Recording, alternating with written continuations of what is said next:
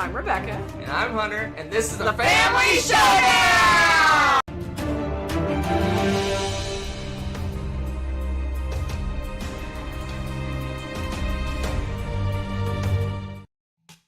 Greetings, good evening, welcome to Tuesday night shenanigans. We might even call you people shenanigators. What? Shenanigators? Yes. Come on, tell me that's not great. Shenanigators. You're a shenanigator. You cause all sorts of shenanigans. You look... I'll allow it. Yes. All right, folks. All right. We haven't done one of these in a while. It's been a minute. Has it? Really? Our last variety show was on February 7th. About a month ago. It didn't feel like that. Where's the time, peeps? Not Where about a does month the ago. time go? Exactly a month ago. Whoa. Math. All right, folks. Why are you looking at me? You have an agenda. I'm just saying. I'm just here. I do have an agenda. I'm just here. I do have an agenda. You have an agenda? All right. Oh, no. It's weird. It's like the quiet after the storm. You know, like when it rains really hard, there's lots of thunder and it stops and everything's just all quiet and calm.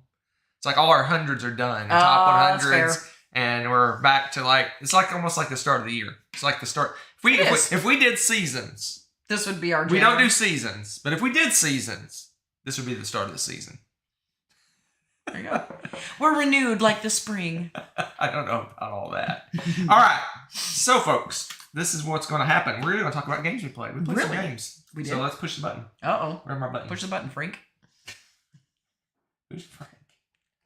MST3K? Oh my gosh, you're so fired. Turn in your nerd card. Bye.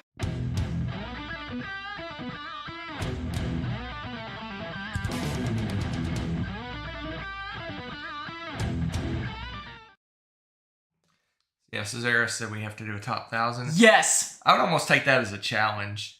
I'd be curious. I'd be curious to see what my 1,000th game is. I'd probably be down to the games I rate like 6s and 5s at that point, probably. Dude, that'd be hilarious. So I would have there would be some probably crappy games in my top 1,000. Be like not crappy cows, but games I really are indifferent. Crappy. In other words, games I like. Yeah. My bottom part of my 1,000 would be the top of your top 100. Yeah. About to have some technical. All right, folks. We played. We didn't play a lot of games, but we played a lot of good. What do you want to call it? We played some big namers, some heavy hitters, and some crappy games. But we'll get there. Hey. All right. Played 8 games since last week. I didn't know about any of your school stuff, so I didn't include any of that stuff. So. Oh, okay. That's fine. So, just the games we played together, we played 8 games since last we spoke. And I always rate these from 1 to 10, board game geek style. So, we'll start with my number 8. I give it a 5. What game did we play? I give it a memory of this 5. place that you would... This is Deep Vents. Oh. I actually had to go to the coal pile to pick this one up. Because I told you we were going to try it. Because I wanted to at least try it beforehand. Okay. Sometimes you just know. You know what? Okay, that's fair. But I still wanted to try it because this has a very intriguing theme and it's got art I like. Okay? The theme, the idea of this game, the idea of it is great. I love the theme. I like the fact that, of course, it's going to be a tacky, it's the deep ocean. It's crazy down there. I really, really, really wanted to love this game so much. Yeah, it's not a very good game. So it's a tile placement game, but you're building up your own little kind of tableau of tiles. It's one of those games where things interact with each other. If this is next to that, these things happen, all that stuff. Normally, I like that stuff. So you want stuff next, like you want to have your predators next to things they can eat, and vice versa, and all this other stuff. And did you say vice versa? Vice versa, and it's very attacky. It's very take that. It's very mean. It's very brutal. It's an elimination game, even though you can survive to the end, and then it's a points thing. But the real goal is to eliminate the other players. Just not my kind of game at all. It's just no. I think what part of the problem is the icons and the emblems that they used to mean things were not. We had to look up every single tile. They did not make sense. And even after I put the tile in my tableau, I still had to look it up because I would forget what it did. Normally, if it's like, discard something, the discards are usually like a very universal symbol and stuff. These did not make sense. I don't know. The art's amazing. Deep sigh for deep vents. It's got great art. It's got Ryan Lockett art. It's a Red Raven game. And I expect an attacky game from this. I mean, I wasn't figuring I was going to be like super thrilled with that part of it, but I thought at least it'd be kind of a cool, I don't know. It did not feel intuitive. It did not, I don't know. It just didn't feel streamlined. There's a reason we got it for free. This is one of our free games we got at a con. I think it might have been Board Game Geek Con. It was Board Game Geek. Last year, not like 2021. No. What? We've had this game forever. We didn't get this recently, did we? It wasn't the last Board Game Geek. It may have been BG. It was BGG Spring 2022 is when we got this. Was it? Okay. Yeah. But anyway, we got it for free. Rebecca insisted on trying it because it is Ryan Lockett, Red Raven with cool art, but that's about all it's got going for it. I really wanted to love you a lot. All right, let's get to some good games. The rest of them are good. Hey. So my number 7 is another free game, but I actually enjoyed this one.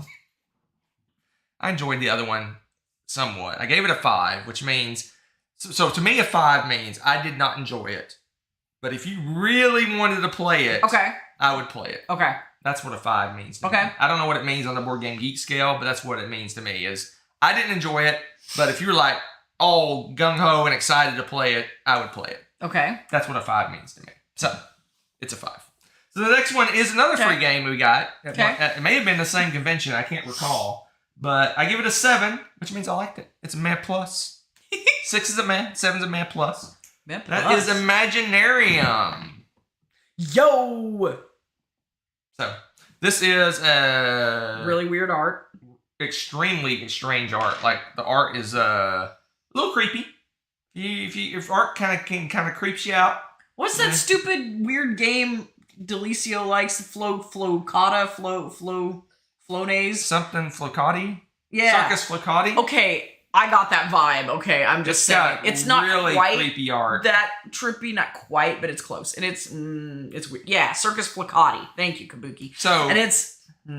So this one has got really weird art, but I actually enjoyed the game. It's got the game. It's got some engine building. It's got an interesting action selection system. Yep. The 2-player variant is even somewhat interesting. Yeah. Because basically the way the 2-player variant works is there's all these action selection spots you could pick. There's 2 kind of dummy players that we each can control, and they just block a spot. So when Rebecca goes, there's 4 different. There's our main action selection meeples, and then there's 2 dummy players. And in the order of the turn order, we just pick a spot. So when your dummy player comes up, you just pick a spot that the other player wants, and you block it. Mm-hmm.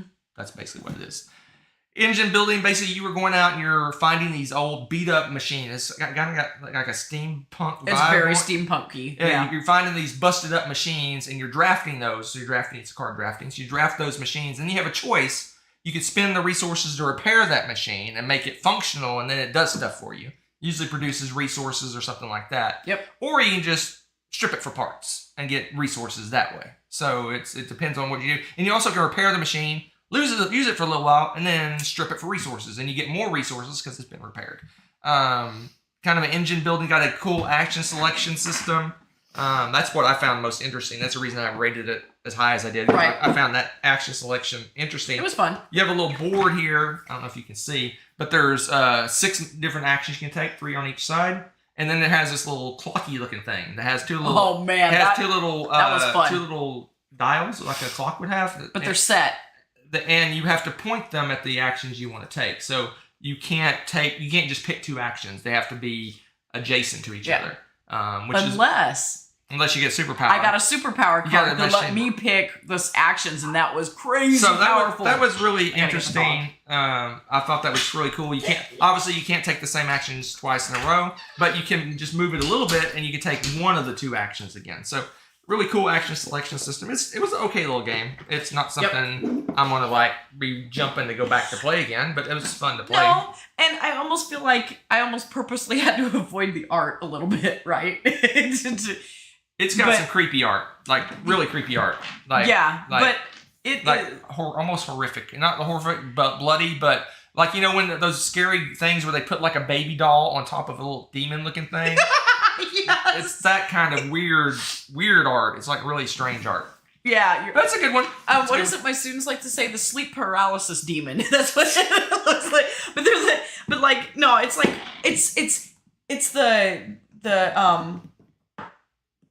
steampunk, but with animals too. It's like got a fantastical fantasy thing. Fantasy meets steampunk, maybe? I don't know. Yeah, it's really more like Everdell meets steampunk. No, not Everdell. That's cute animals. No. These are not cute animals. Oh, that's true. They all have like buggy eyes and weird stuff. they're very strange. I don't know. People, you're crazy. Okay, anyway.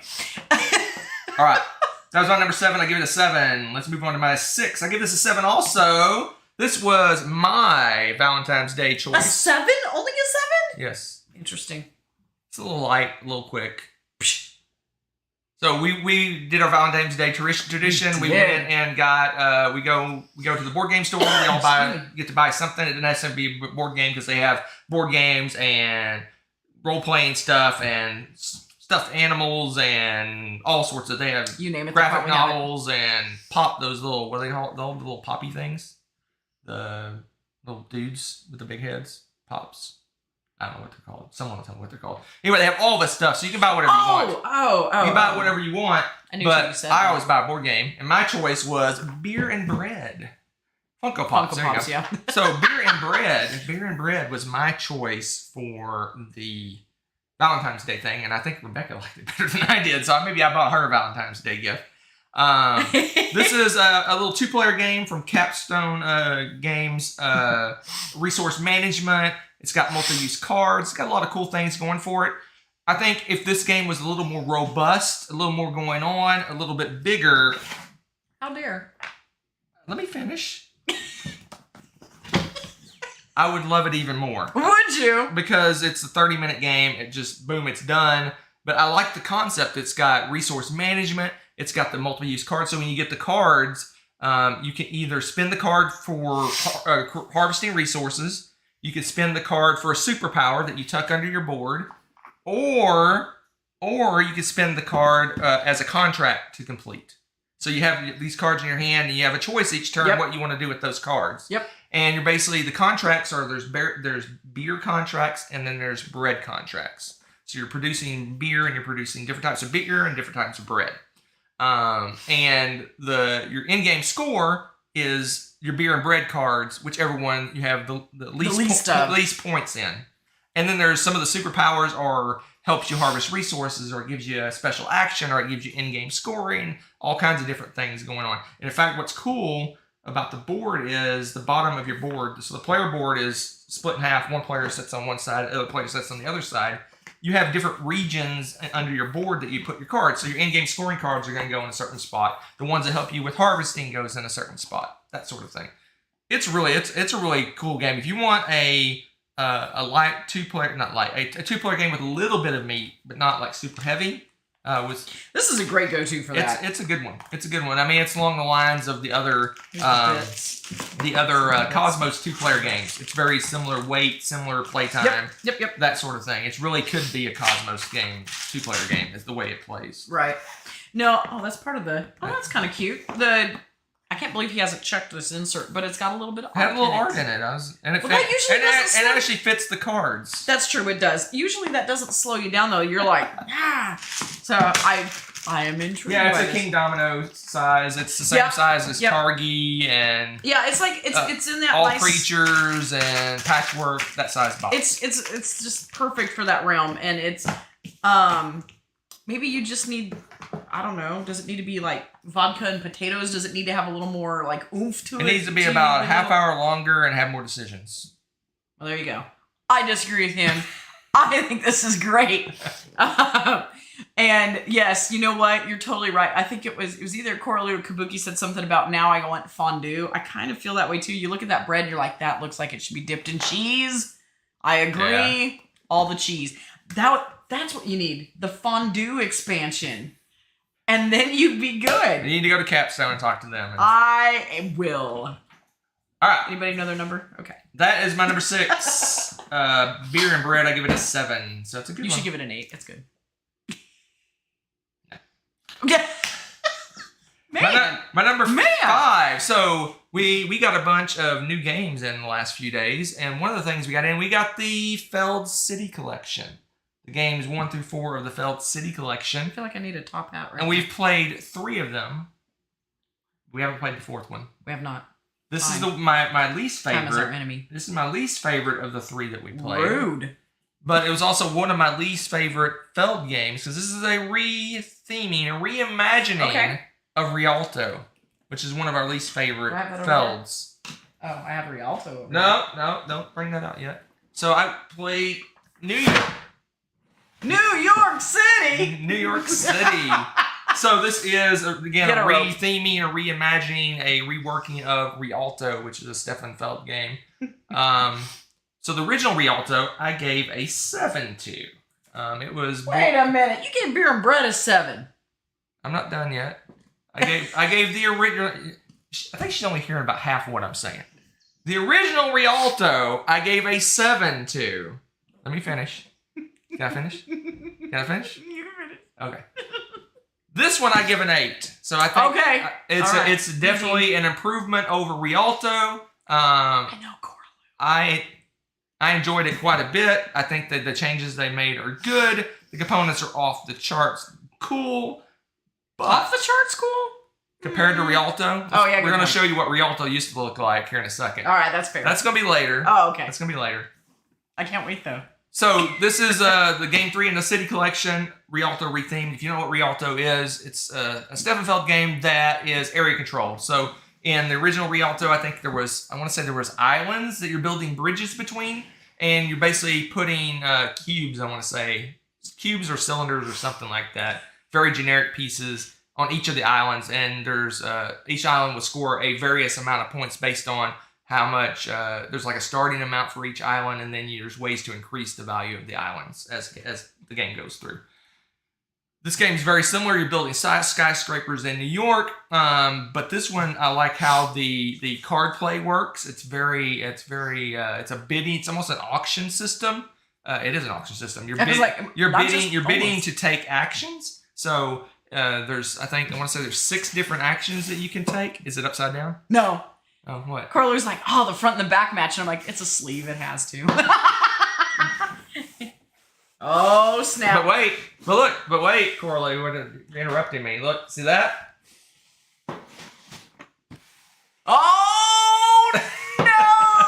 It's doomed. Anyway, so this one has a cool action. You bid to take actions, but what's cool is even if you don't win the action, you still get to take it. Yeah. But the winner of the action gets a little bonus. So if Rebecca bids 3 cards to take an action, I bid 2.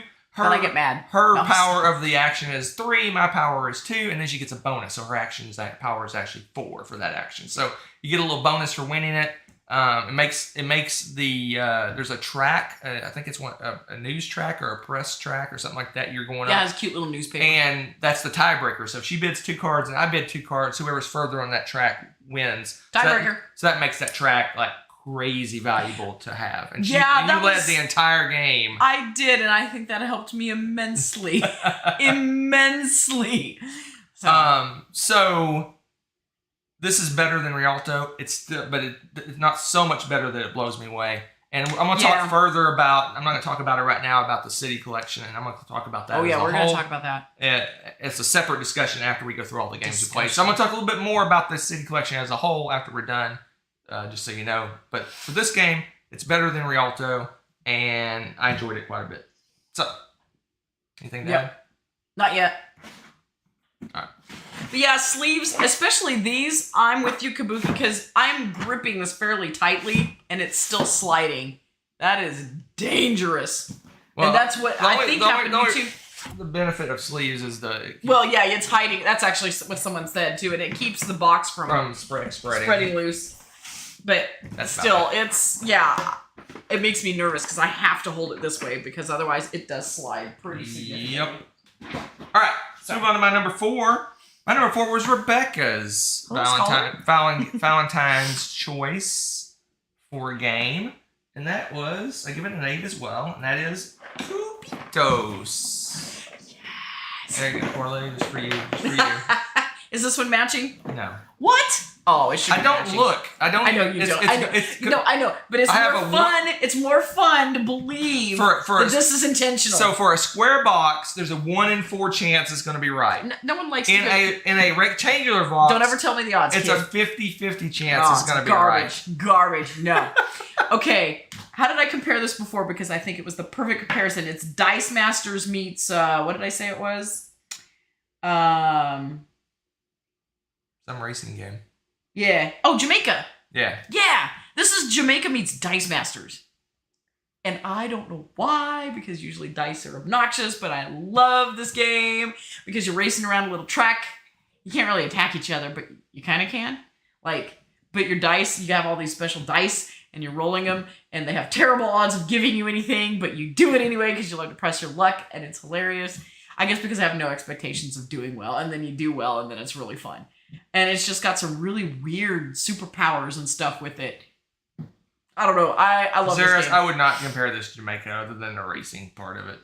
Yeah, it's I would just say the it's racing. more like Jamaica meets Formula D. Dice Master meets Formula D. That's fair. It's not like Jamaica. Yeah, because you don't actually park your boat and attack people or anything like that. You don't store stuff. It just has the way they do the finish line. It reminds me of Jamaica. It's Dice Masters with racing on it. It is. That's exactly what it is. It's so much fun. So, absolutely love it. So I gave this an 8. I enjoyed this one. We played this one at the retreat. No, we played this at Dice Tower Con. Like 3 or 4 years ago. Yeah. When did it come out? Whenever it first came out. 2020, so it wouldn't have been Dice Tower Con. It was Dice Tower... Was it Dice Tower Con? It couldn't have been just not the last one. I think it was the time before. It couldn't have been. I don't know. It was a Dice Tower Con. I can tell you that. I'm like 99.9% sure. Sure it wasn't the retreat? I'm almost certain it was the retreat in November. Was Bailey at the retreat? I think, yes. Okay, well, maybe it was a retreat. I'm almost certain it was at the retreat in 2021, 2. No, it would have been 1 because was it 1? Yeah, because we were wearing masks. Oh. 2021 retreat. I feel like I was always wearing masks. Anyways, Cubitos is a dice drafting, not really dice building. Anyway, you're buying dice. You have a pool of dice. You're rolling those dice. You're pressing your luck, and you can bust. If you bust, bad things happen. But you can keep pressing your luck. There's mitigation to that, and you get a bunch of running points for you running your little dude around the track, and you get a bunch of buying points to buy more dice. Absolutely. So it's just fun, and there's some really quirky. I mean, there's all these different kinds of dice you can mix and match and put in the game. Very, very Dice Mastery. There's I want to say there's 8 colors of dice, and you can have there's like 7 or 8 cards of each die. Each color. Yeah, it's greatness. I love the variety. I don't know. It's just fun because you're never gonna play the same game. Yeah. And I like that about it. 10 o'clock scholar, you asked a question. I wrote it down so that I wouldn't forget later. Is it a later question? It's a later kind of question because it's not really a short question. Okay. So I got you.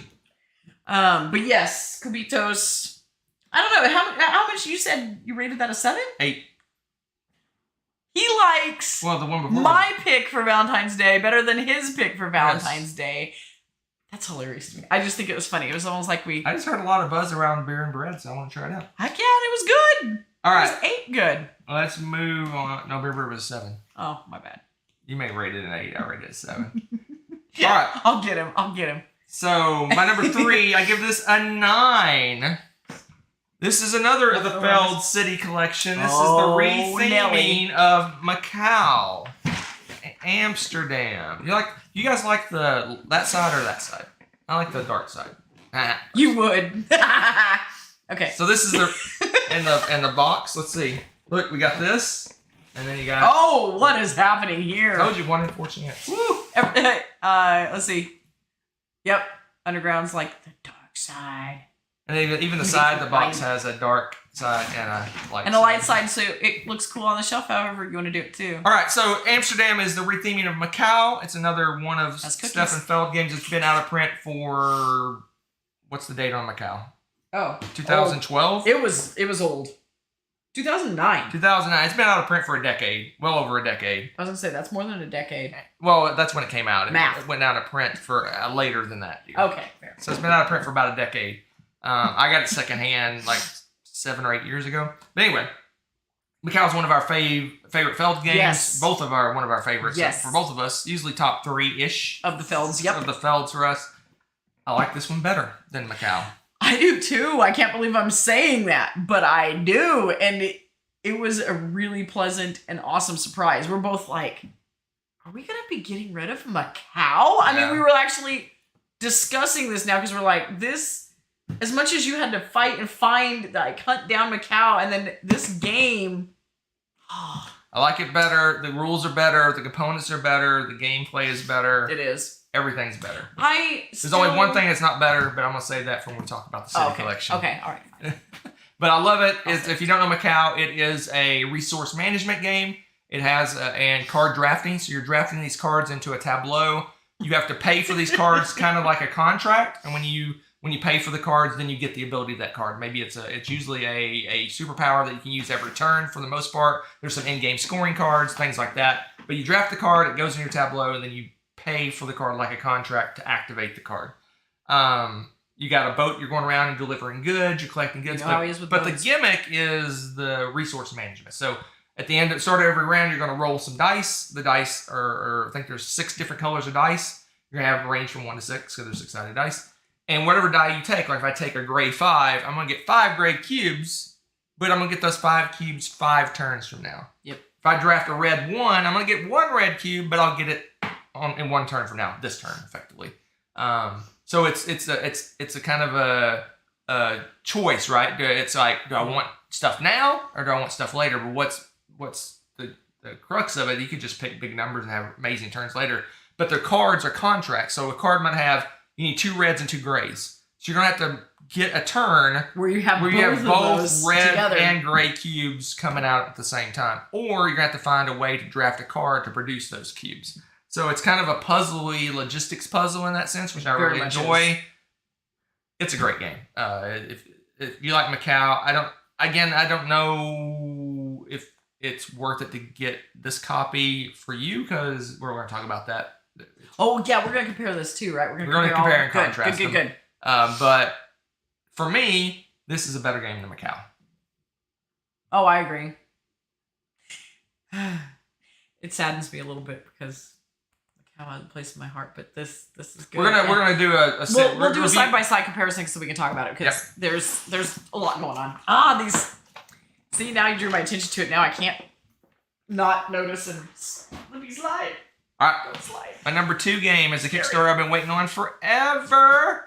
And it finally came in. I give it a 9, and that is Scarface 1920. You know it's gonna be a good game as we're playing it. Hunter's already saying this may be my favorite game this year, and I'm like, it's March, dude. You're already saying that. This has got game of the year potential for me. But it's not because we played a game later.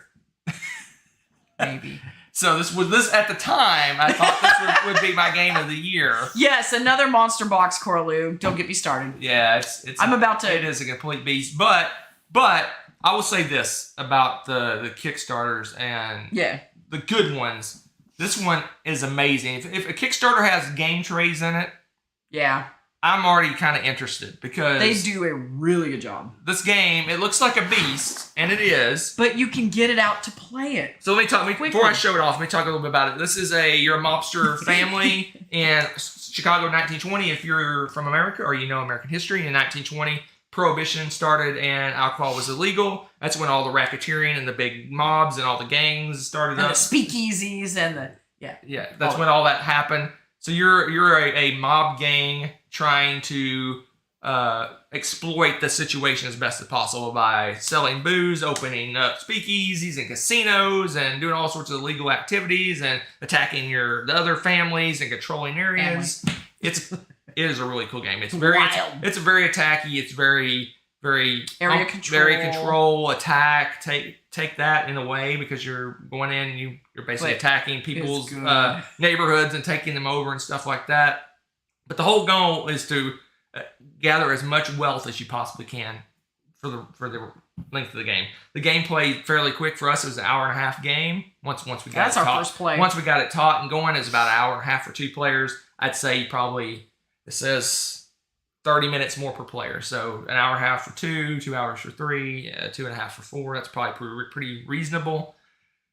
I had a blast. I think with more people it would be 2 players was pretty tight and attacky. I couldn't imagine with 4 players. It's gonna be wild with 4. But the reason I say that game trades do it, or this is really you smell like vacuum sealed. The reason I say game trades sell a game for me is because this is the reason right here. Because I take this out, and it goes, hey, look. This is one of the end of the table's resources. I take this out. This is the other table's resources. This is the shared resources in the middle. You can probably split it up, but this is like in the middle. Boom, our resources are out. Oh, you want to play this game? Here's all your stuff. Yeah. Hey, you want to play this game? I'm ready to go. Here's all your stuff. I take the lid off and I'm ready to go. It's just game trades are where it's at. It makes the games expensive, but I think it's worth it. I think it's worth it. I love it too because they also put these little finger spots so you can get your finger in there and get the cards right out. And underneath you've got storage for like the little trucks and cars. I don't know. This is just so well designed. And it really is so much easier to play. I'm not. That's the reason the box is so big, because you can just take all those components and throw them in a bag. And you could, but this. And put all the resources in a bag and have a smaller box. But I'll take a bigger box that lets me set up the game in minutes. True. It's pretty cool. Oh, did you want to show off the board or anything? Okay. I just want to show the game trees. Yeah, it's really well designed. This one, as opposed to some of the others I was ranting about, like symbols make sense. The game turns make sense. The way the rounds go and you're really really smooth, and you're interested in what everybody's doing. Right. And everybody's doing could be attacking you. Yeah, I mean, and it's kind of a like a 2-step process to attack people because you have to move in first, so you have a little bit of time. Yeah, it reminded me a little bit of if you play Twilight Imperium, it's that way because you get that little bit of time to react. Unless you use a card, you have I'm going to move here. And you kind of know people are heading your way. This one, they move into the neighborhood, but they can't attack that turn. So they're in your neighborhood. You're like, oh, I better defend this or do something to stop them. Yeah. I attacked your neighborhood one of your neighborhoods once just to see what it was like. And then you immediately took it back. So I don't want to hear That's right. No one messes this with my my neighborhood. This is awesome one. If you like a super thematic area control game with lots of fun stuff, it has your little game board has upgrades. So basically, as you upgrade, you can upgrade different skills. You can make they're recessed boards too. You make your hand size higher. You can have more trucks to move stuff around. You have more lawyers to get your guys out of jail and all sorts of stuff. Hysterical. Yeah, that stuff is funny. It's really cool. It's a deck builder too. It's a deck builder worker placement game. Well, and you're going back to the upgrading stuff. It reminds me a lot of the Scythe personal boards too, because you're taking stuff off of one spot and making something else better by that process. Right. Oh, so good. This one has potential to go up if I play with more players.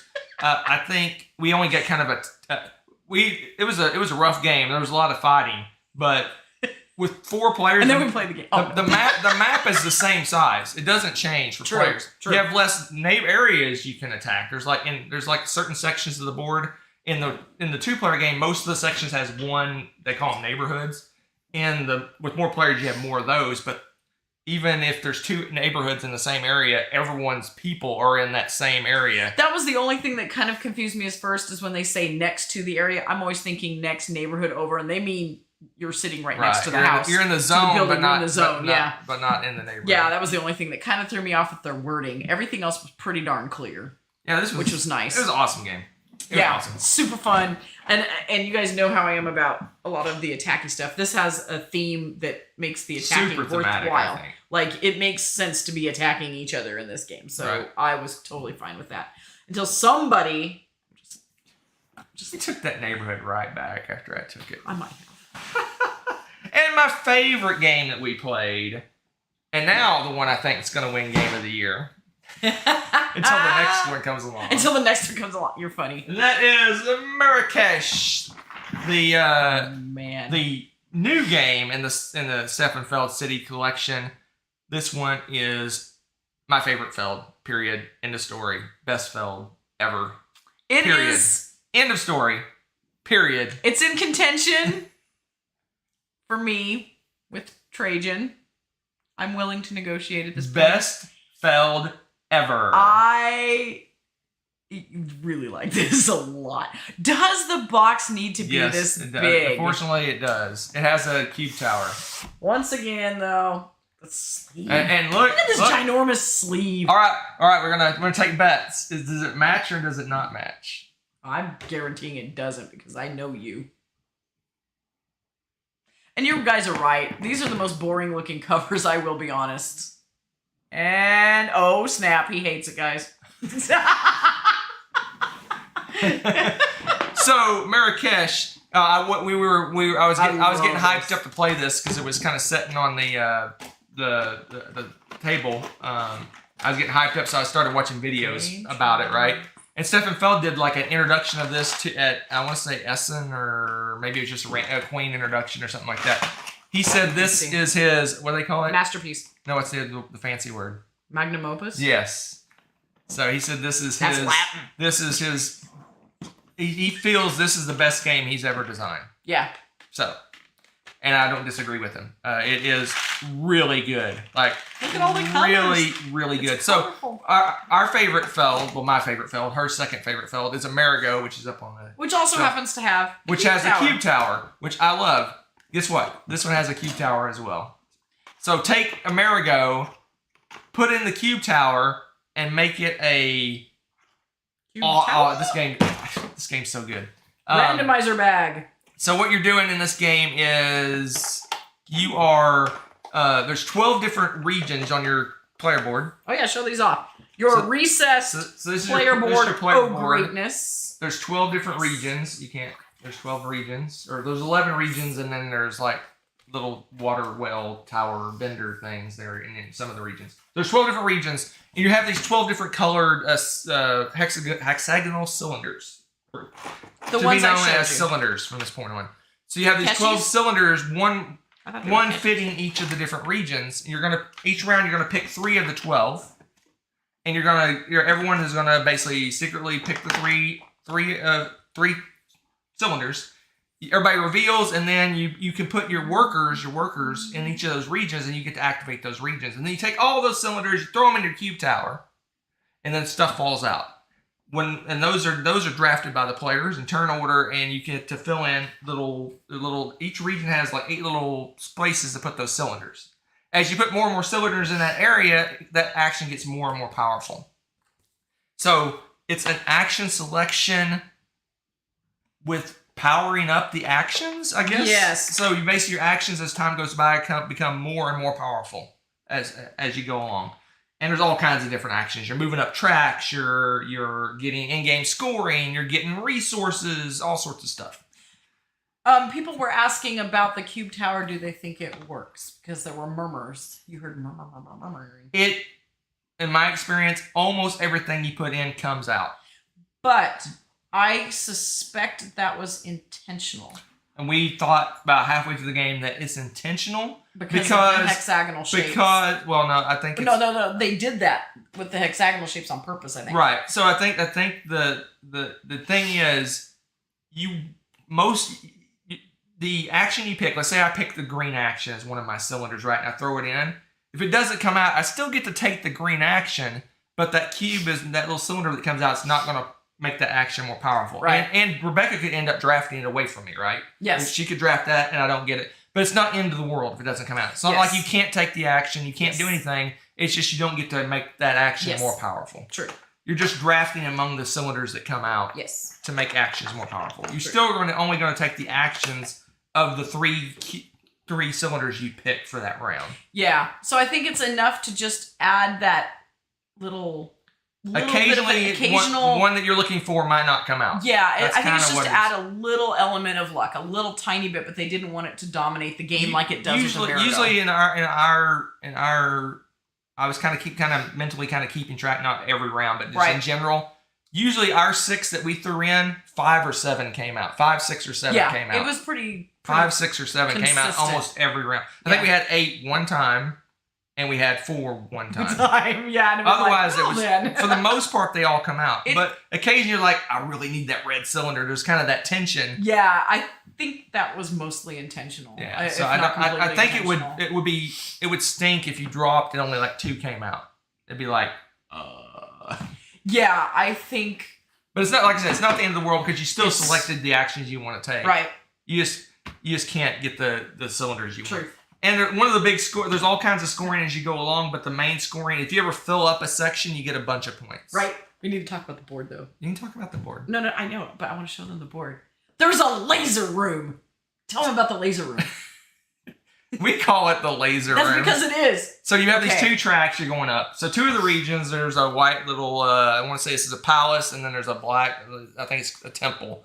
And you move up 2 tracks. There's a palace track and a temple track. And when you go up, you get benefits for going up to different tracks, but you also get benefits across. So like if I have a guy in this region, a guy down in this region, there's a laser guy that goes down between the 2 regions. It's totally a laser And room. I could pick or benefit between the 2 regions, right? Yes. And as you go up, the benefits get better and better. But if you have one crappy guy and one really good guy, you're not going to get as good choices. So you almost kind of want to go up close together so that the laser, really the lasers are better benefits for you. See, I don't know what else you call them. They're little lines going between. It looks like, you make the thing for your kids with the red yarn in your Yeah. hallway. That's exactly what this looks like. And so I'm just saying it's a laser room. But it's got some fun elements on the board. It's a really good And the player game. board is It is really really cool. good. Like, it seems pretty well balanced. It's good times. Good times. It's a good one. That's a good one. But the reason it's so big is this takes up a whole chunk of the board. And they designed this all to fit in, again, nicely, so you don't have to completely take it apart. Everything's ready to play again. All the fun stuff. So, look at that. Even I can put this together really quickly without having the little, how to put it together. So Marrakesh is really good, but we'll talk about that more when I talk about the whole city collection as a whole. Like it a lot. No, I'm going to need to play this and Trajan back to back. Trajan only has 6 regions. This has 12. Yeah, but those are really very different. These are similar. Just saying. All right, that is it. I give that one a 9. It's a good one. It is really good. My favorite game I've played so far this year. This one doesn't slide. This one makes me feel better. There you go. All right. So before we go into the Feld discussion, yes, I want new games that we got. Yes, Beer and Bread, Yep. Cubitos, Yep. Scarface, Yep. and we have the expansion we haven't touched yet of Scarface. the Enforcers. The Enforcers. And then every one of the city collections has a bunch of mini expansions that we haven't played. Crazy. One game that we have not played, we haven't played Hamburg yet. That came in that's new. Hamburger. This is the retheming of Bruges. And I would say there's probably a 90% chance we're going to like this better than Bruges. If things keep the way they're going. I'm scared. I love Bruges too. I've So, already messed up Macau. This is crazy. the Bruges replacement. We haven't played that one yet. Yeah, I'm actually really excited about this one too. Another game that came in is Horseless Carriage. I got good news and bad news about Horseless Carriage. This is a splatter game. You know how I know it's a splatter game? The short box. So, this is a splatter game. I backed this almost sight unseen. It doesn't play 2 players. So, the infamous Tommy... No impulse buys, people. The infamous Tommy is getting this game as well, and we'll play that with him. So this one's gonna stay and shrink and be sold. Bye, Horseless Carriage. Oh, Horseless Carriage. I did not know it played only 3+. Nessa needs to start training right now. I don't know if Nessa would like spreadsheet the She game. would not like spreadsheet. She likes the game. bunnies and butterflies. What if we drew bunnies on the board? No. Okay, you're doomed then. You might as well get rid of it. I want to play it. I desperately want to try it, but it's not a keeper for us, unfortunately. And I don't want to take the shrink out and play it once and sell it and lose $50 in value. Right. It didn't entice you for 4 hours? And Rebecca, I showed Rebecca a playthrough of it, and she was like yawning the whole time. So I don't know if I could have been just tired. So Horseless Carriage is could go either way. gone, but we will play it at some point, and we'll talk about it when we get to play it. We will. Now, Sure.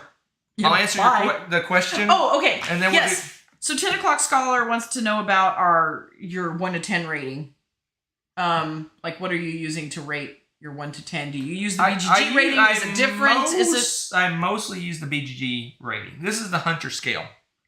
I'll give you the Hunter scale. You ready for this? Yes. 1, total garbage, throw it in the trash. Okay. 2, total garbage, give it away. Okay.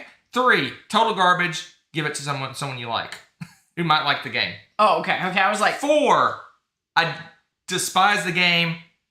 Under the most perfect situation, I might conceivably be talked into playing it. So... Like if some guy came up to me and says, I'm a big fan of the show, I want to play my favorite game with you, and it's that 4, I'd go, okay, let's play. That's what a 4 is to me. So for me to get you to play it, I'd be like, here's a pony, and then you'd be like, okay, fine. I don't like ponies. Okay, well, the equivalent. A 5. Here's a trip to, Europe. A 5 is very similar. If something big. If someone's very passionate about it and really likes it, no, I would play probably otherwise. play it with them. A 6th game is good. I probably would never choose to play it again, personally, because there's so many great games out there. But if someone wanted to play, I would be all over it. Right. A 7 is a good game. I'll play it. I'll even suggest to play it under the right situations. It's not one of my favorites, but I'll definitely play it and enjoy it. Right. An 8 is a game I really enjoy. I like this game quite a bit. I enjoyed my play of it. I would even pull this off the shelf and suggest it to be played because I really like it. Right. 9 is a game I love. It's an awesome game. It may have like a couple of things that are a little bothersome, but nothing major. But I love the game. It's one of my favorite games. A 10, best games, awesome. I have no issues with this game. I'll play it at a drop of a hat. I love this game. Right. There's my scale of 1 to 10. There you go. 6 out of 10 would never play again. Yeah, I know. You guys are laughing because there's so many levels of garbage to your top 10. If it's below a 7, it's crap. A 6 is not. I never play it again. 6 would be. I would never suggest. I would never suggest us to play it. I would not pick that game off the shelf. When I could pick 1,000 games that are better than that game, I'm not going to pick a 6 off the shelf. But if Rebecca says, "Hey, let's play," let me find a 6 over there. Let's play. Careful, choose your words wisely. What's a 6 for me? Yeah, what's a 6 I'm trying to find. We don't have many 6s left in the house. I don't even see any 6s. Good. Decorum. If you said let's play Decorum again, I'd say okay. How dare you? That's a 6 for me. What else is over there that's a 6? I'm not playing with you. So a 6 is not something I would suggest to play, but if someone else wanted to play it, I would happily play it. That's what I a 6 want to play is. Decorum with someone else. Okay, find someone else. You're attacking Here's my theory on this. I've played probably 500 plus games that I'd rate a 7 or higher. Why would I ever pick a 6? No, that's fair. The other thing, you're picky. That's cool. I am picky. There you go. I think that's an easier explanation. Really, I've got 200 plus that are 8 or higher. Why should I pick a 7? Wow, gonna go that way, huh? I've got probably 40 games that are 9s or better, so why should I ever pick an 8? Oh man, here we go. I've got like the ultimate culling. I got like 10. I got like 40 games. 10 or 10 here. I got 10 or 15 games that are 10s. Why pick a 9? Why do we have all this? What is this then? What is this? What are we even doing here? What is happening? So there's my rating scale. I'm pretty harsh with my ratings, but yeah. He is. He's crazy. He's crazy. It's just always in the back of my head is there is so many games that I enjoy. If I have problems with a game, it gets a 6. If I have any reasonable problem with the game, it gets a 6 or lower. It's right. Just, sorry. Right. Anyway. Exactly, Courtlew, and that's the kind of his point too. It's not about the rating, it's about playing with the people, right? And if somebody was like, I really love this game, I want to play it, he doesn't even bat an eye. Yeah, I mean, like I said, I would play. We joke. If someone came up to me, Courtlew, if you came up to me and said, hey, Phase 10 is my best game ever, I'd be like, let's play some Phase 10. Let's do it. Let's go. I'd win. No, you wouldn't. No, I wouldn't. But yeah, no, it's fun. It's fun. Yeah. It's all about the games, but it's fun on the. I mean, we have the luxury of being incredibly picky with it. So. Well, yeah, I mean, if we only owned 10 games and 2 or 3 of them were 6s, we would be playing those 6s all the time. Oh my gosh, yeah, without a doubt. It's just there's so many games out there.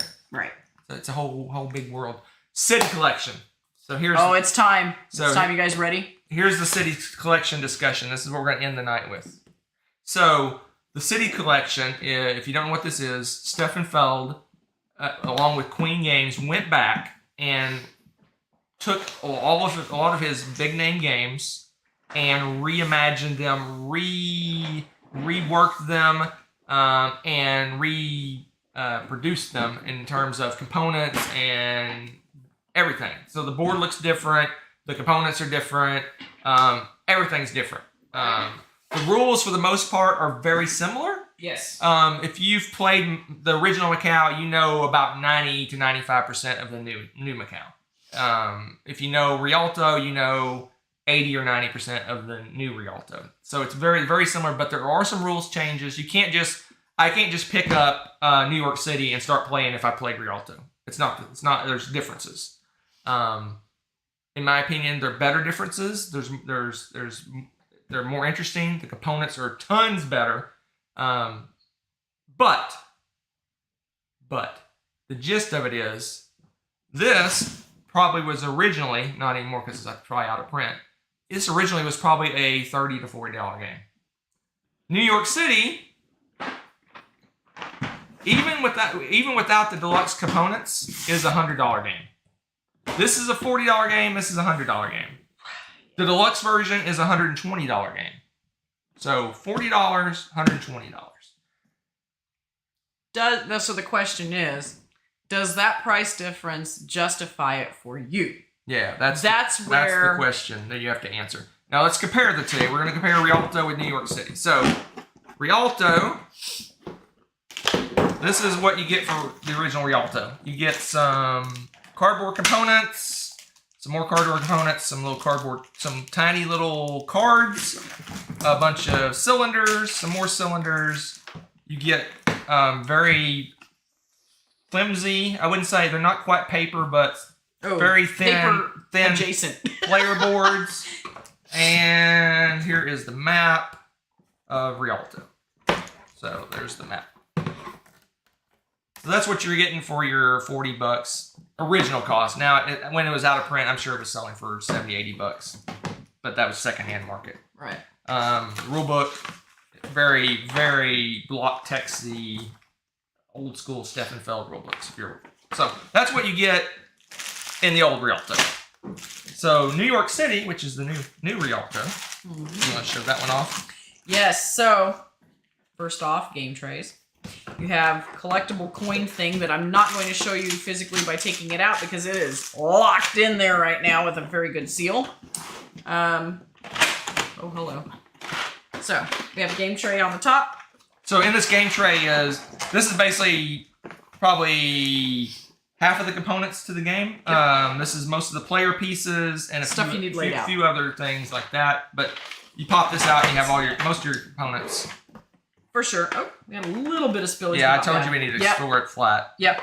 So the bottom of this game trays here, there needs to be a little bit of flat. So the cards drift a little bit, but the rest of it's locked in. They have these pieces that are part of the board that actually fit in here exactly and lock in everything. So the only thing that gets a little bit loose are these cards, but all the other pieces and bits and stuff are locked in here. Let's see. So take this out. We have these in the bottom part. These are the new player boards, thick, full cardboard. They're covering up a whole bunch board. a whole bunch of different tiles, which are your little people dudes. So instead of cards, now you have cardboard tiles instead of cards yeah. For some of the stuff. So they still have cards. And they still have some cards, but these are pretty nice quality cards. Yeah. And then the board. Hold on, let me put this back so you can see. This is the board. It's got a print on the back. Yep, it's got its own little print. And watch the mic. I know. Here's the board. Nothing exciting for the board. No, but look at it and how nice it looks in comparison to the map of the old one. Yeah. Okay. But the main difference, some of the main differences. We're not done yet. There's this we need to discuss too. What? The translation. Oh yeah. Issues. That was a whole different discussion towards the end. Okay, that's fair. We're just comparing the games right now. I thought that was the point of But to give you an example, we'll discuss. A really quick example of the differences in the two. Here is you're using little. This is your area control things. They're little tiny little. They're just the little cylinders. Little hexagonal. The same cylinders they use in Trajan and a bunch of other games. Little tiny cylinders. For this game, again, this is deluxe components. You get a skyscraper, like a big wooden chunky skyscraper. That's printed on. With the screen printing on it. So, completely different level of game. Is it worth $100+? No. Is it worth more than this game? The other game, Rialto? Definitely. So, where do you draw the line? I don't know. That's a very personal and budgetary decision this right game, there. Each of these games cost just about as much as Scarface did, and that one has miniatures and all sorts of stuff in it. Yeah. So there's that. We'll compare Macau real quick, and then I'll talk about my beefs with the city collection. The other thing that weirds me out, and I don't know if it's with Amsterdam too, the box lid is not. It's thin. It's thin. Well, no, but it's not super. Yeah. It's loose. Yeah, that's one of my complaints. Oh, okay. We'll talk about it then. Because I'll show you. I don't know if you can see it here or not, but see, it's got a. Well, you actually can lift it up as thin cardboard. Yeah. You can lift it up, and it's got a gap. I mean, you can see the gap. I think you can see the gap. Beef. Right. All right, Macau. So, Macau. Here, you want to put that on your side? So we're going to talk about Macau. So this is the original Macau. This one, again, was probably back in the day a $30, $40 game, something like that. I bought it, ended up buying it for $60 secondhand because it was way out of print. Out of print, yeah. Again, this is $100+. We got the very generic block text old Stefan Feld rulebook. We didn't show the rulebook, but it's a Queen game rulebook, which I think they're usually pretty good, but we got to talk about that more. Yeah. We got the little wheel that you put your resources on. Remember you're drafting dice, you put the resources on the matching spot. Wait till you see the new one. These are the little things. There's nothing. It's just a piece of cardboard. Yeah. The board is kind of like the old school kind of map. I gotta be honest, I like the way the map looks to me. It's very beige. It's very beigey stuff. I don't know why. Map. I kind of like that one though. I don't know.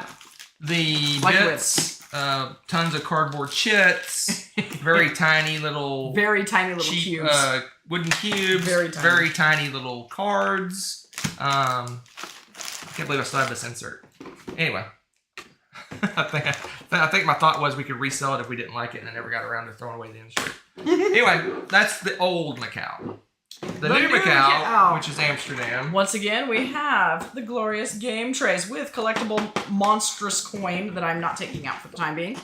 Once again, on the top, we got the game trays, and Hunter's going to show you more of the components. I'll kind of give you a side view here real quick.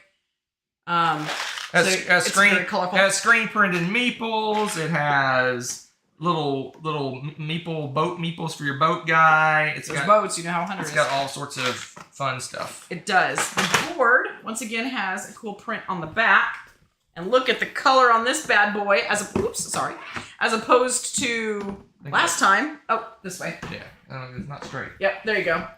So you can see that the map that you're going to be traveling around is through these little lighter colored watermarks throughout. That's where you're traveling with your boat. And then the bottom half, this is the neighborhood where you're doing the kind of like we always call it the longest road mechanism. I'll show you the old one. Yeah. A lot easier to see what's going on with it. Much more brightly colored. It's obvious what we have color zones now. This is the old board. I mean, I liked the old map look to it, but the new one's growing on me, and it's much more colorful. There's a lot more going on with that. The back of the boards. The back of the boards, significant difference, right? Significant. Not that it looks at the back of the board, but the way you could tell the color zones in that one is just it had the colored cubes, and how many they cost underneath it. This one had actually colored the map zones, as you saw, which I thought that was pretty cool. Thick, heavy cardboard, puzzle piece together so you can do nice, easy storage, which is really nice. Everything is so colorful. Look at this. Look at these. Yeah, just make sure I'm not showing it upside down. So once again, the game trays, hold on a second, I'll show you the bottom part here, is being held in place. For the second part, really wasn't any drift of anything in this one. There's these really cool, acrylic. They're just acrylic little pieces. This resources are acrylic instead of cardboard. Yeah, and actually they're really bright and they're pretty and they're easy to understand. This is what I really like right here. This is the Wheel of Power that was the flat little thing before. Now it's a 2-layer cardboard disc that's recessed on the top so that you can actually put your dice in here. Instead of laying your dice right next to it outside and then shifting this awkwardly around, your dice move. Whee! Cubes. Or cubes. I said dice. Your cubes move. It's so wonderful. Oh, it's magnetic too. I'm just kidding. It just fits in here. It's not magnetic. Not meant to be held vertically. No, it's not meant to be held vertically. But it's really cool. And they actually have a recess here so that you can just turn it to which it is and just push your little cubes off. Look at that. Lovely. It's like they planned it or something. It's really neat. Again, all the tiles and stuff are really bright colors. Everything's really vibrant. Really vibrant in this. It's like they realized how incredibly dull the last version was, right? And just took it to task and made it all pretty. The cards, again, same as the other ones. They kind of have that linen-y. But they're full-size cards. They're full-size cards. Mini Those cards. mini cards. They're full-size cards. The symbols on these make sense. And both really like Macau and Rialto, Amsterdam, New York, come with like 4 mini expansions in the box. Oh, nice. Yeah, we haven't even talked about that yet. So, I mean, this, again, everything in here just fits all nice and neat. You just bloop, plop everything in. No way did you put that even remotely back right. You say that. Okay, it's not right. Oh, I forgot the rule book. It's not right. It's not right. It's not right. It's not right. It's not right. You put it back wrong. I'm fine. No, it's not It's fine. good. All right, fine. You fix it. I'm gonna fix it now. Uh-huh. Anyway, so that said, both versions, in our opinion, this is our opinion, are better than the originals. So Amsterdam is better than Macau. New York City is better than Rialto. Is it $80 better? No, it's not $80 better. If you can't find these games and you're wanting them, I would say they're great versions of the game. If you already have them, if you have extra pocket cash and you want a better version of a game you already own, then yes, and a more streamlined version, a more interesting version. Yes. Problems. Yeah. The rule books are written by someone whose original language is German. It's obvious they do not know English. They were not translated very well. There's actually chunks of text missing out of the English rulebook. They're going to fix this in the future releases, so it's not going to be a problem if you buy it later. Later, yeah. But the version we have has chunks of text missing. Some of it would break the game. It has whole rules missing out of the thing, and I paid $120, and I got a rulebook that was incomplete. Yeah, that's beyond aggravating. That was my biggest beef, is that I literally had to go online for Macau and look up 3 rules that were impossible to know in the rule book.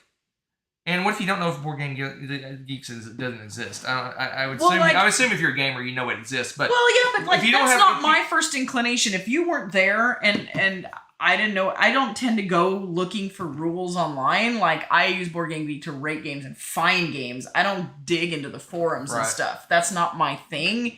Like, and like you said, how many people do that? So, what do? You're like stuck, right?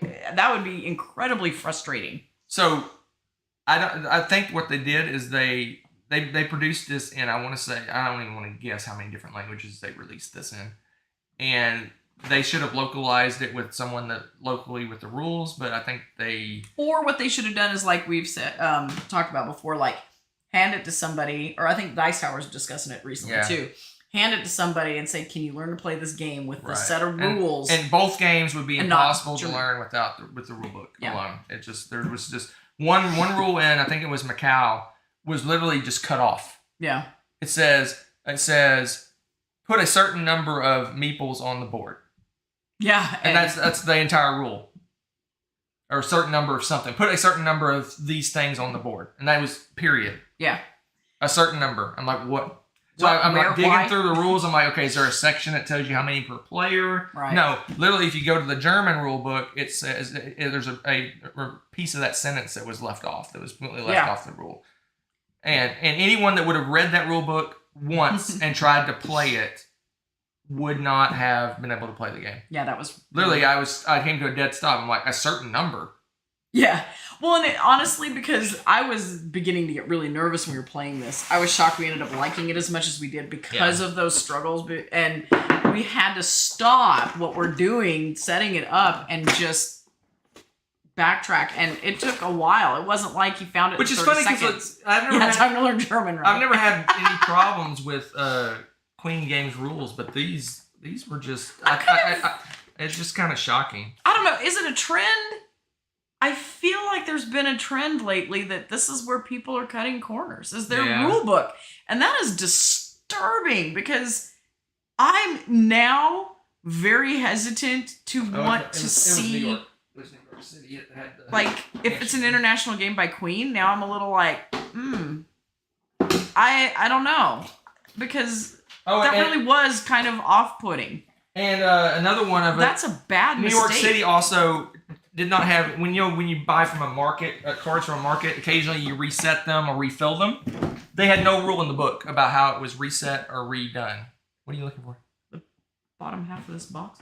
Oh, you have it over there. Okay. So they didn't say how you reset the market or when you reset the market or if you clear the market or do anything with the market. Nope. There was nothing. Do you immediately refill? Do you refill at the end of your turn? They didn't have any of that. Yeah. I'm trying to find that rule.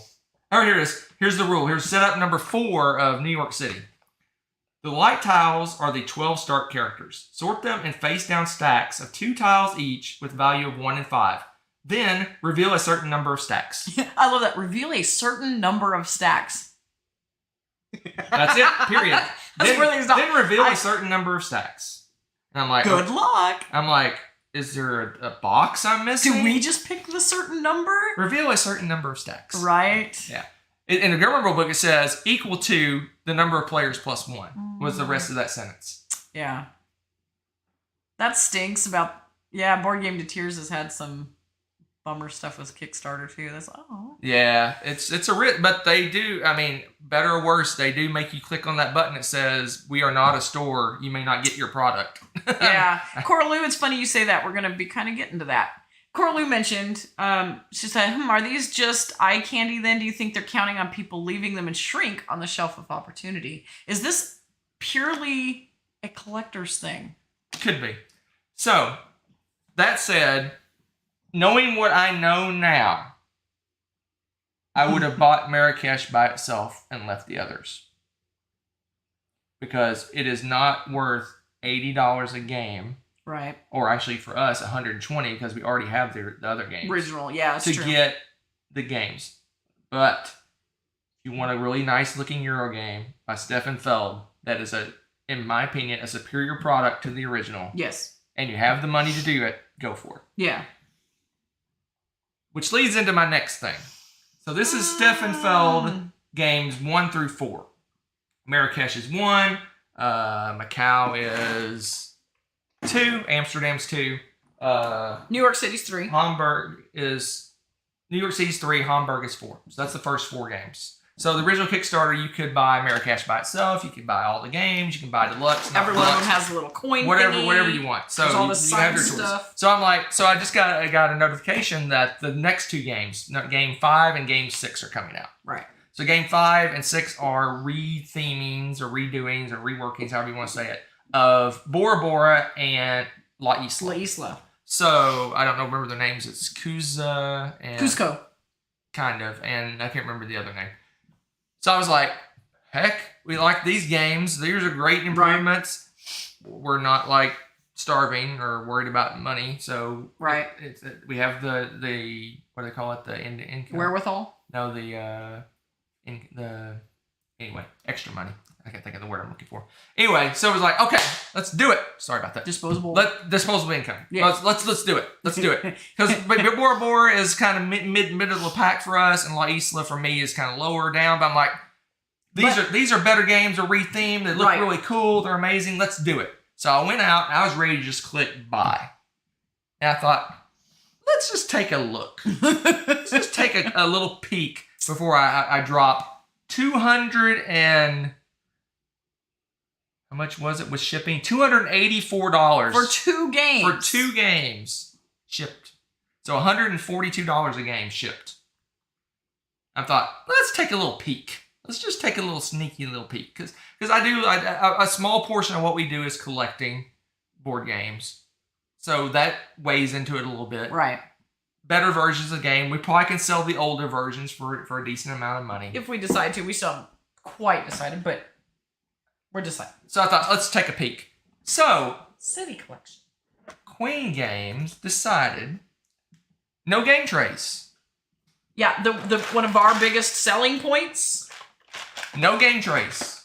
They're going to put cardboard boxes in replace game trays with cardboard boxes. No game trays. The coin, the little collector coin, the Super Collector's Edition, they call it a challenge coin. It's an add-on. It's not even included in the 142. And it's not cheap add-on either. It's like what? $10. 10 bucks. Okay. So the coin, little special Super Collector's coin, that's $10 extra. Not included. Shipping is more expensive. That's how you get to the 142. Okay. And everything that's screen printed in our box that's in there, no more screen printed meeples. They're making most of the stuff out of acrylic and no screen printing. And they raised the price and they raised shipping. Yeah.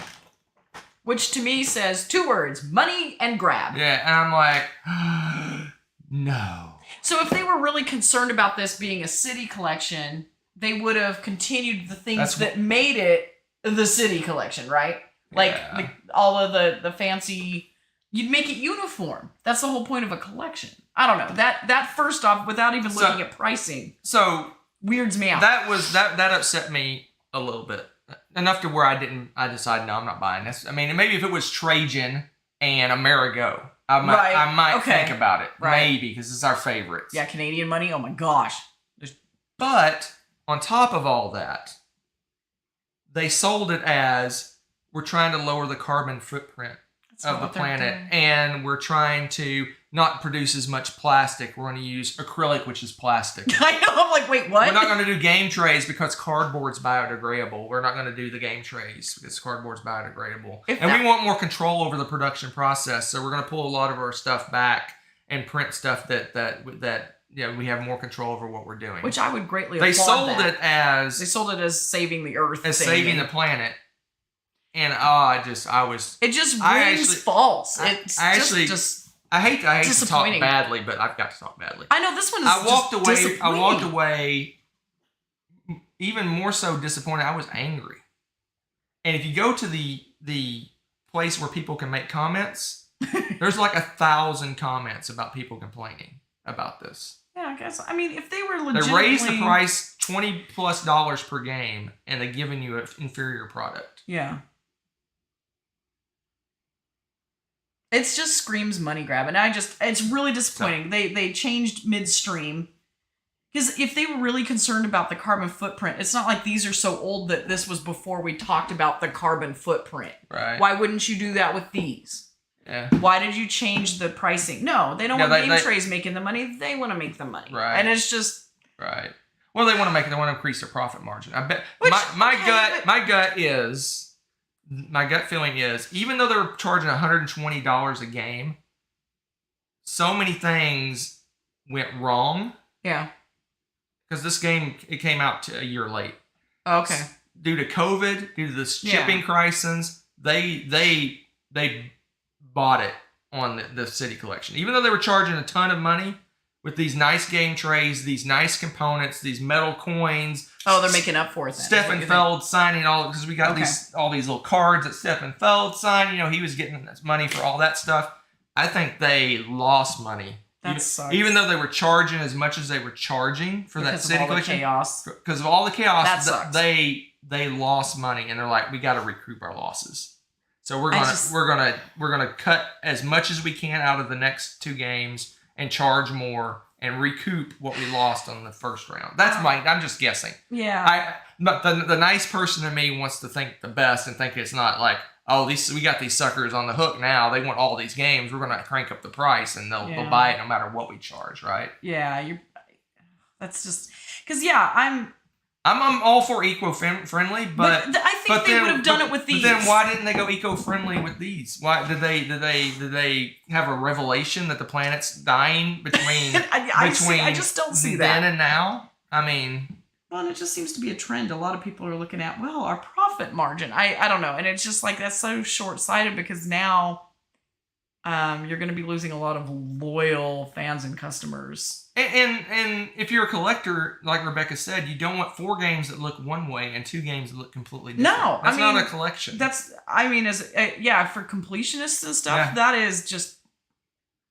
I'm kind of glad that we kind of gave up on our failed completionist thing now because this would probably give me an eye twitch permanently. Yeah, I mean, it's not that big a deal, but if you pull off Amsterdam off the shelf and you put all these nice game trays and you're showing the game like, oh wow, this is cool. True. Let's play Kuza, and you hand them a cardboard box for their player tokens. You're like, where's my game tray?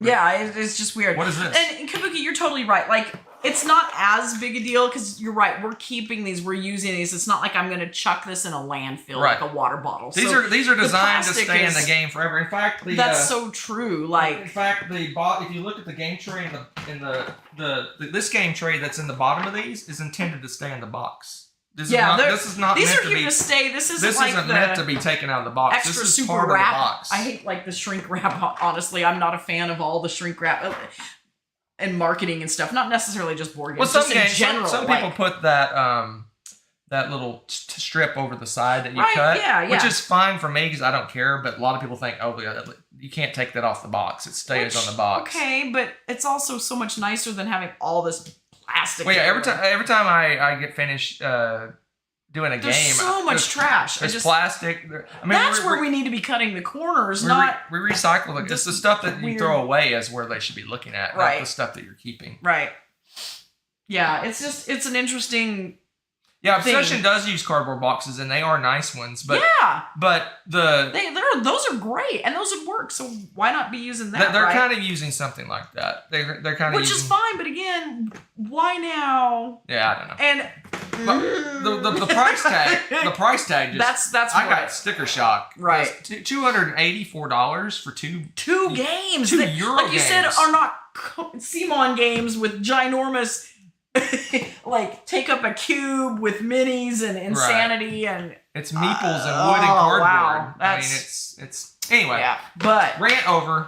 There you go. Rant over. We don't usually rant very much. That one was just hit us pretty hard because this was. I was ready to push by until I saw 284. I'm like, whoa, let's see what I'm getting. I'm like, because in my mind I'm thinking, I wonder what they added.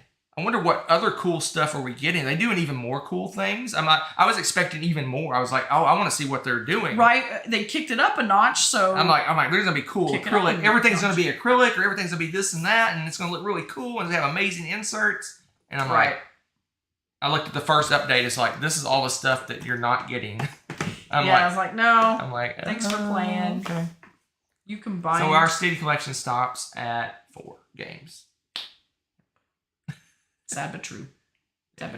And even someone even asked is like, can we get everything as an add-on? Oh, like the game trays and things? And I'm like, I understand where you're coming from, but dude, that's outrageous. I'm gonna pay $350 for 2 games. I mean, how does that even work? I mean, no, that's crazy. Because if I got the challenge coins, that would have pushed it up to over $150 a game. That's crazy. Just for the Oh, the metal. Do these 4 have metal coins? That's something you forgot. Where's our coins? Oh, yeah. Where are they? Yeah. There's you buy 1 set of coins that works for all the games, which is really cool. That helps with this. It's 1 set of coins, and it's got a cool magnetic thing.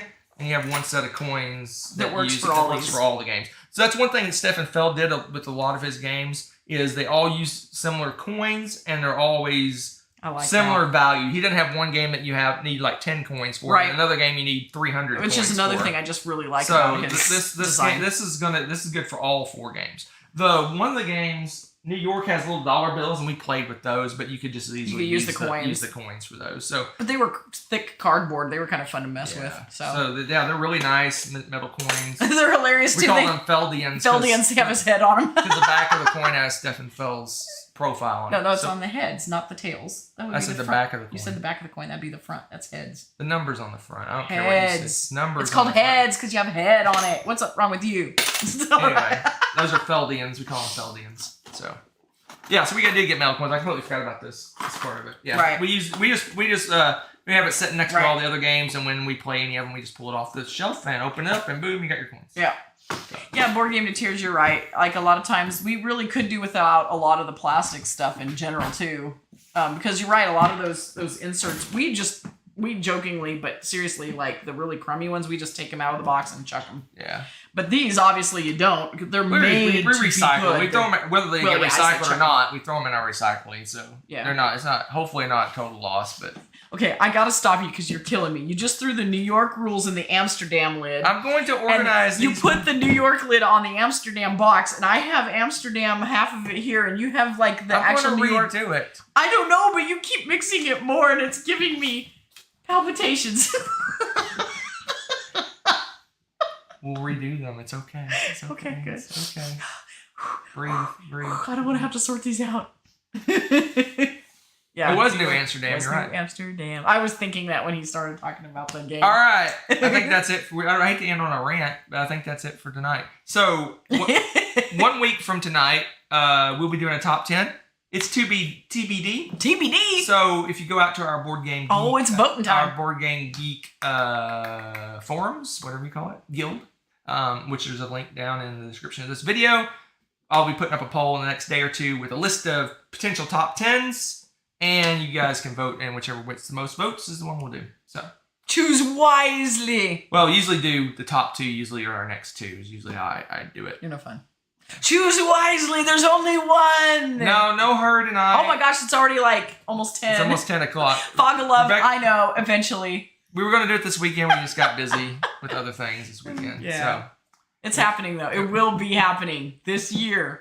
We will have sooner than this year. Hopefully, spring break's about to happen, so it'll probably happen sometime over spring break. It is, yeah, exactly. It's 11 on the East Coast. You late night crazies. So yeah, we're gonna wrap it up. To next week will be a top 10 TBD. You guys vote on it. I'll make a list. Usually, what I do is I do a few new ideas, a few repeatos from like 5 or 6 years ago, and you guys can vote which one you like the best. Next variety show will be more stuff. I just had to say my piece about the city collection. And we got a bunch of new games in, so. Right. Oh, Corley, what do you mean? Do you look through the whole thread again or just ones at the end when you're choosing topics for the poll? I usually look through the whole thing. Yeah, I have a spreadsheet of all the top 10s we've ever done. And when we did repeats, I put the date that they went out, and I do the repeats. So when I go through the list on our guild, I think New Troll started a thread of all the ideas. I look at the ideas, I kind of go through them and find any that look interesting. I double check to make sure we haven't done them recently, and that's how I decide. Fun. On what we're going to do. I like it. But yeah, usually the ones towards the bottom get the highest potential of being done because I haven't seen them before, right? So they're new ideas. So yeah, but I gotta brag on you guys. You guys are the best chat on the internet. They are the best. Straight up. You guys are amazing and fun. And that's why it's fun to see what you guys pick for the polls. All right. We're in your hands. We'll see you in 1 week on the top 10 that you guys decide we should do. Bye, all. Time to go to the lobby. Maybe. Is it time to go to the lobby? It's in the lobby. I haven't been to the movie theaters in a long time. There's a reason for that. Yeah. But we can still go to the lobby. Can we? We can. Can you just go into the movie theater? You can, because you walk in and buy a beverage and just walk out. They'd probably love it if you did that. They'd probably make mad money off of that, because then you're not even watching the movie and you're not. I guess that's probably not that's not very financially sound. No, it's definitely not. Walk in and buy a $7 soda and a $10 bag of popcorn and walk out of the theater. Although theater popcorn is pretty good. They sell it in the stores. You're no fun. You get it fresh made. You don't have to make it. I think that'd be actually really cool. What would they do? I don't think they do. They probably wouldn't even notice. We need someone to film me going in and buying an extra large drink and a popcorn and just walk out of Why the are we theater. wasting the money for this? Just because you like feeling crazy? I want to see the people's reaction. They're not gonna care. I don't think they care. They're like, dude, you just made us mad money. And we didn't have to clean up after you. I'm pretty sure they would applaud you. You might even get a round of applause walking you out the door. I don't know. I'm just saying. I think there were people would stare and wondering what's going on. Because you go to the concession and the ticket thing's just, beyond. So you could totally take... And then just walk around the parking lot eating my popcorn and You know what? drinking That'd my make drink. people crazy too because they're going to try to shark your parking spot. And so you're going to They probably think I'm going in. No, you already have your popcorn. They're like, oh, he's heading to his car. And so they're going to follow you around the parking lot, and then they're going to get really mad because you don't actually go to your car, and they want your primo parking spot. You've seen how full the parking spots get, right? It's crazy. That would be hilarious. Now I want popcorn. You know what? You should tell them your story about when you went to college and what you do when you didn't even have your car. And you walked around the parking lot for fun. Oh, yeah. You little troll. So when I was in college at University of Texas way back in the 80s, because I'm old, I didn't have a car. My parents drove me down, dropped me off. My friends had cars, so I didn't need to bring a car down to the university. You got legs. But the parking near the dorms were like super primo. It's still pretty much that way. So either there's like next to our dorm, there's like 20 parking places. Right. But out like Tech UT is massive. So like a half mile away is the student parking. It's like horrible. it's like who plans you this like stuff? have to like pack provisions and a tent to go to the student parking area. It's like way out in the middle of nowhere. So I would occasionally walk around the dorm parking with my keys out, and people would just follow me around. You're so mean. You're so mean. And I'd look around like how did you not get beat up in look college? around like I'm looking. I don't know how I didn't get beat up either. I'd look around. I'd look around looking for my car. I'd be pushing like pretending they didn't have buttons back then. But I was like looking around for my car. I'm like look like, and then I just go and I'd walk into the dorm. Oh my god. Meanwhile, there's like a trail of cars because it's kind of like musical chairs. Oh my gosh, yeah. Because as soon as somebody's out, someone's gonna. They want to be the one in position when you get your car, so they're following you around. Oh my gosh, I don't know how some jock didn't jump out of the car and like pummel. Especially you're here in Texas. You could have gotten shot. What were you thinking? Crazy. You're crazy. Bye. Let's all go to the lobby. Let's all go to the lobby. Let's all go to the lobby to get ourselves a treat. Thanks for watching. If you enjoyed this video, give it a like. Click subscribe to join our wonderful viewer community. Want to be notified when we upload a new video or go live? Click on the little bell below.